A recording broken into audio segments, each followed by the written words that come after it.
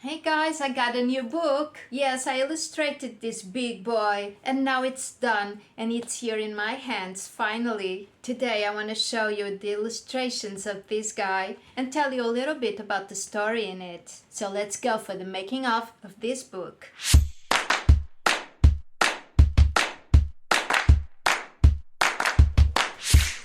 So guys, this is the book that I was telling you about.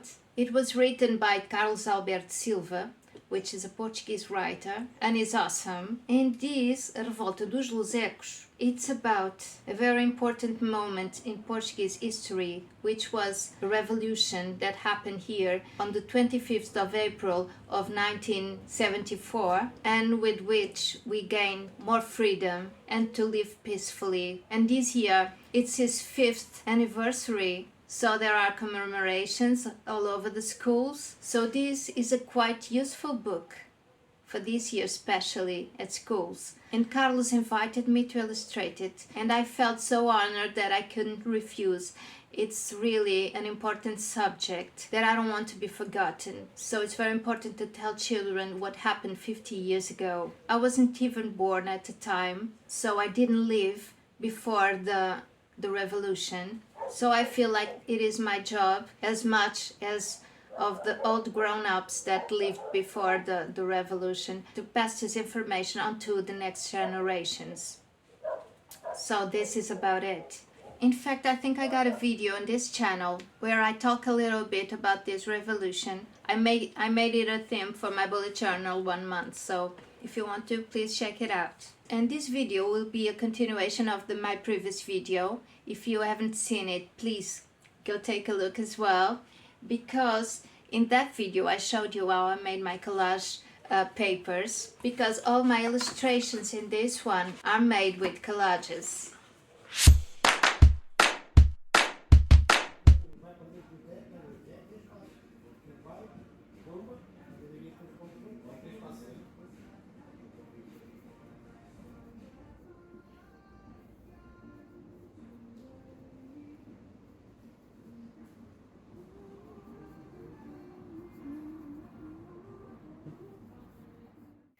Here you see me drawing the sketches for this book. As usually, I start by reading the text the authors send me, and then I print the layout of the text divided by the several pages the book will have. And I start making images in my mind about this text. Then I pass them onto the paper. And I must tell you, most of the times the first ideas that come to my mind are the ideas that are going in the final illustrations, but sometimes I change it because I also talk about them with the author to see if he agrees with it or not. And if I'll have to, I'll make some adjustments.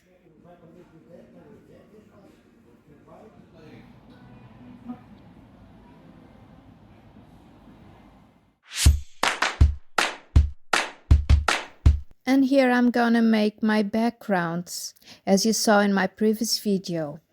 I used this old paper because this notebook is from a time previous to the revolution, and I thought it would be most appropriate for this. Also, this paper is a very quality one. I talked a little bit about this in my previous video. I don't know what it is about old papers, how they made it back then, but most old papers that I use in my works, I really get amazed by its quality, and this is no exception. As you can see, I lay the paint on it and they barely buckle or curl up. I got really happy with my backgrounds. Oh, and the colors I chose for my backgrounds are according to the sketches I made previously. So you see me choosing a gray background, a purple background, maybe green, whatever color. It is not random colors. I thought about them while I was thinking about my sketches.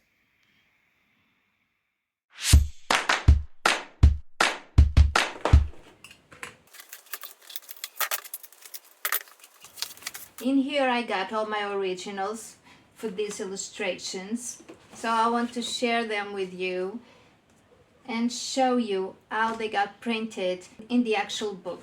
I'm not going to be showing you them in order that they appear in the book for no particular reason, but I'll show you a little bit of the making of this one.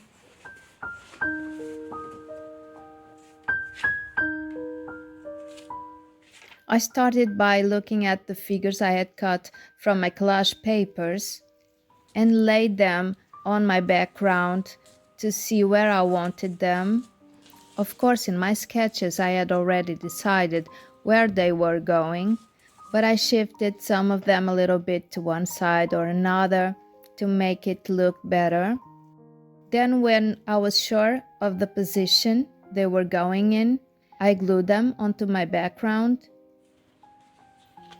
I don't have to glue every piece really well because I'm gonna scan this in the end. So this little bit of glue is just to make sure they don't move.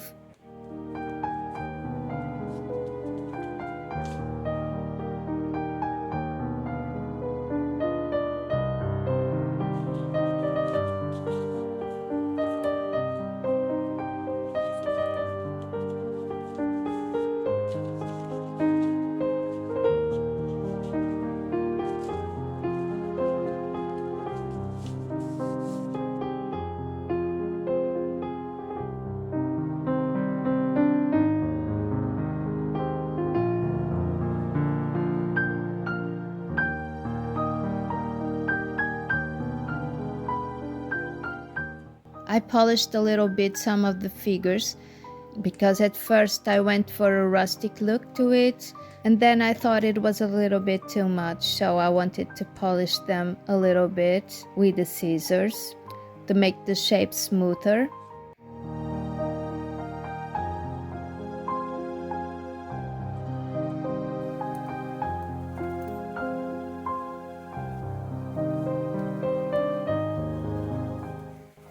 I went on gluing everything down, and after that I still had some coloring to do in here because, as you can see, my figures don't have much color. At this stage all the color you see is from my collage papers. I layered a little bit on top of them with colored pencils and Neocolor 2s, maybe some oil pastels, I don't quite recall, but I layered some more mediums on top of it.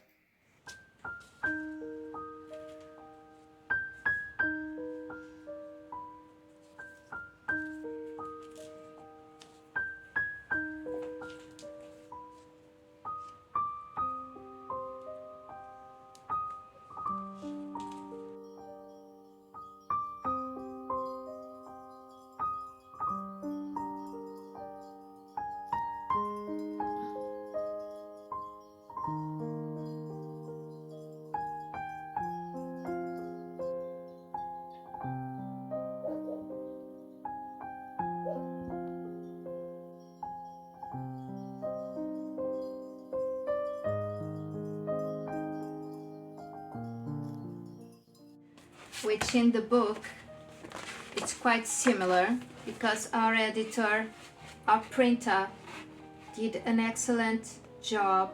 Can you see? The colors are pretty much the same. I'm really happy with this work and how it turned out. And this illustration represents how we Portuguese people treated the people that were living in our colonies in Africa. And then this one, it's about the war there in Africa, and here's how it looks in the actual book. The colors are really fantastic, are really pretty close to the original. I'm really happy about it. And here I show you a little bit of the making of.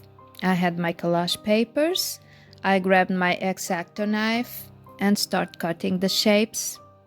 This is a fairly easy process. I just pass my drawing onto the collage paper with a carbon paper.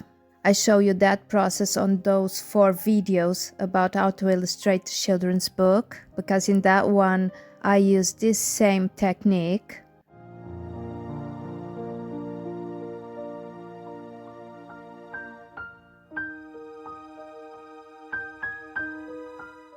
And there you go, there are my figures for the soldiers.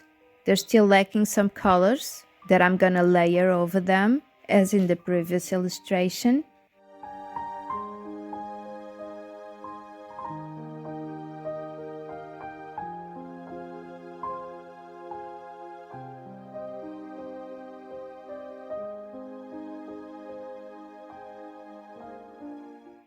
And there you go, there's the finished illustration.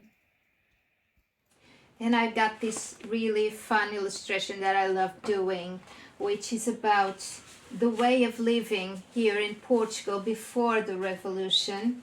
And in here I show really a simple thing, which is a couple just hugging and maybe kissing in the street. It wasn't allowed, so the policeman heads over them and probably they got arrested for it.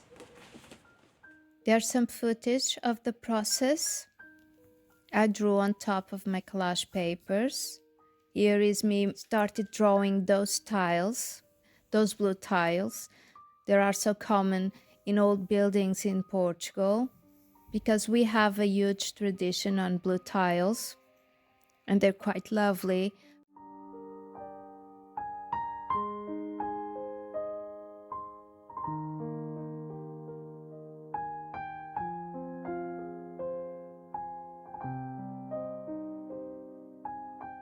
I tried to simplify a shape, but here's an image of how complicated they may look in reality, although there were other ones that were quite simple also.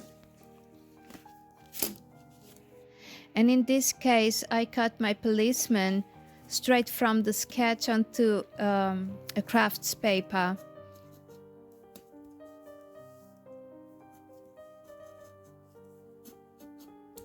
And I used both the image of the policeman as the positive shape as well as its negative shape, because I loved how it looked.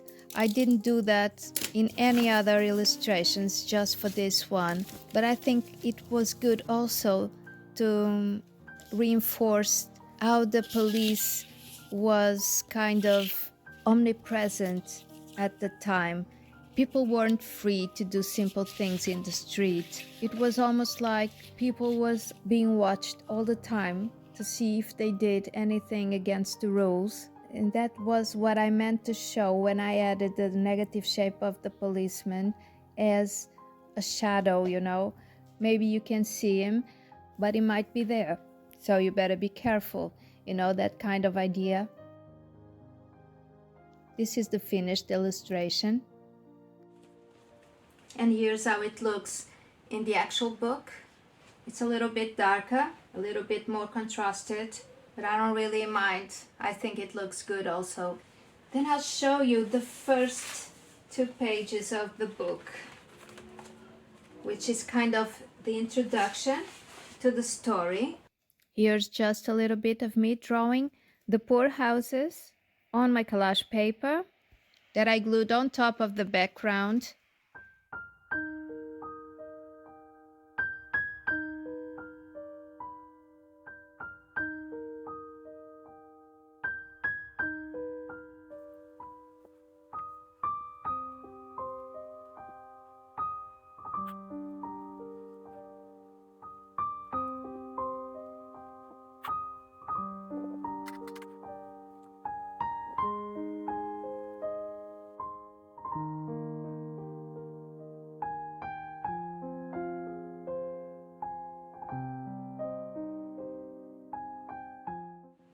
Once again, is more contrasted in the actual book, but it looks nice also, so I don't really mind.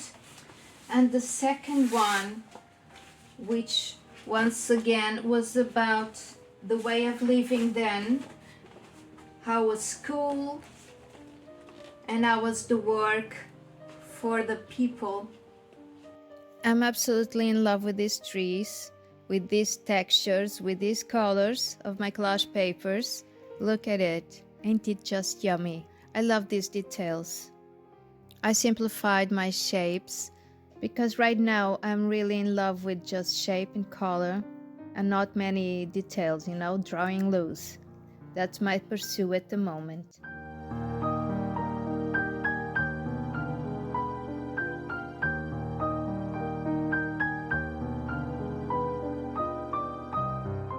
And there you go, there's the finished illustration. Once again, more contrasted and a little bit darker in the book, but it's nice. It's nice anyway. And here's the original of the cover and back cover. Here's the book. The colors are pretty much accurate. So about this cover, I want to show you today a couple sketches I made just for the cover, because I showed a little bit the sketching process of the book. I didn't record much, I didn't film much for this book, because I had just shown you all my process in 4 other videos called about how to illustrate a children's book or something like that I have here in the channel, and you can take a look at it. That was a 4-video series on how to illustrate a children's book, and in there I tell you all about my process. So this time I didn't show you that much about each part of the process. You saw me a little bit drawing the sketches, and here are the sketches basically for my cover. And this shows you mainly how I build up the idea for the cover. Right away I thought about a seagull, because there was this song, this old song, that was about a seagull flying with freedom, and it was a poetic image about the revolution and the way of living after it. So I remember singing that song when I was really small. I even have a record of it somewhere. I don't know if I can reproduce it, but if I could, I would put here the audio for you to listen to. It's in Portuguese, but it's quite fun. It's me at about 1 year old and my cousin, which is 1 year older than I, so she was about 2 years old, both singing that song, and it's really cute. So I had that song in mind when I thought about drawing in a seagull with a flower, and flower is the carnation because it's the symbol of our revolution. And I tell you that in that video of my bullet journal. If you go and see it, you'll find out why the carnation is the symbol of our revolution. And I had a lot of ideas. First, I thought about the seagull flying with the blue sky on the back, carrying a carnation, and maybe some hands to celebrate freedom. Then I was not sure if I should draw a seagull or a pigeon, a dove, because the peace symbol is a dove with an olive tree branch in her beak. I could make it with the carnation in its beak instead of an olive tree, symbolizing not only peace but freedom as well. But I think it was a bit confusing, maybe, for people to understand this message. Then I thought about this tree, because the revolution didn't bring the way we live now all at once. Of course, it was a process of evolution. So I symbolized that with this tree growing, with this tree representing the growing of that way of living. And the trunk of the tree and the branches are all painted with these carnations. But I didn't went with this idea because I thought it wasn't so simple, so direct. So I think the message wasn't so clear. After that, I thought about the idea of the dove again, and we can see the blue sky and the hands with the carnations in the dove, inside the dove, like freedom is being inside an idea of peace.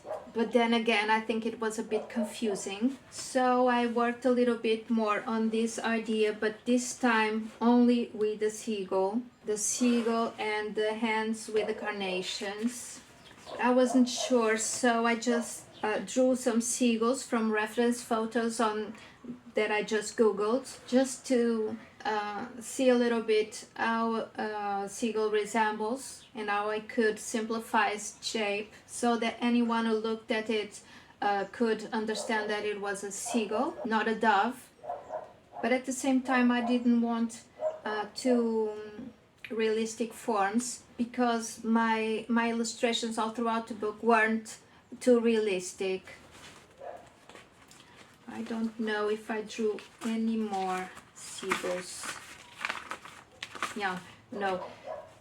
So this was my final idea, basically, but I was not sure about the colors that I wanted to put in it. I wasn't sure if the seagull will be all white against a blue background, the blue sky, or maybe I would paint my seagull as the blue sky with maybe a little cloud for people to understand that that was the sky.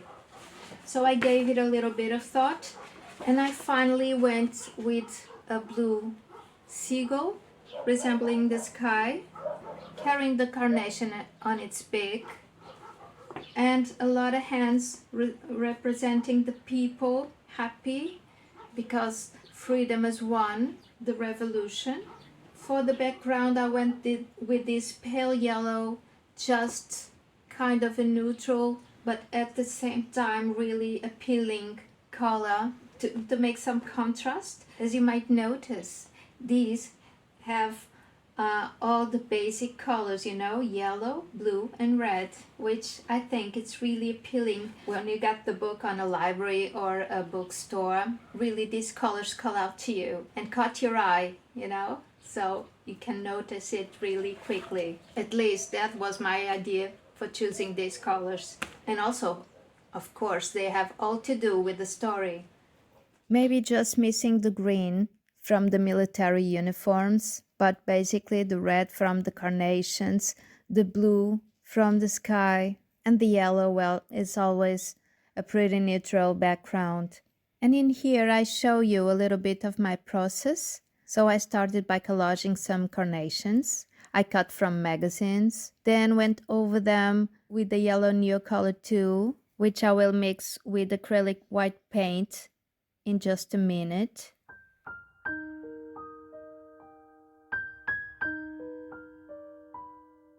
I collaged some words on top of it, which were human rights, music, and freedom, which are really important words to this matter. Then, as you know, the Neocolor tools are water soluble, so they mixed with the acrylic paint and they got this cream tone over my back paper, which is also that notebook old paper that I used for all my illustrations. The seagull is done in another paper, which I painted with, I think, colored pencils in blue and glued some transparent white paper on top to make the clouds and give it some texture, which I love, as you know.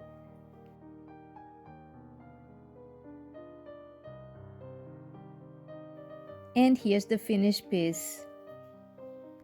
And now I might show you all the other illustrations I made. And I hope you liked this video. If you do, please give it a like and consider subscribing to my channel. It will help me a lot. And thank you for all the visualizations of my previous video. It went really well comparing to my other videos. Thank you all for that. It's a pleasure having you here with me. So this is the last one. So this book is written in Portuguese, so I don't know if you'd be interested in buying it, but if you are, just send me an email, okay? And I'll see how I'll make it fly over to your hands. And that's it for this video. Thanks for watching, and until the next one, bye-bye!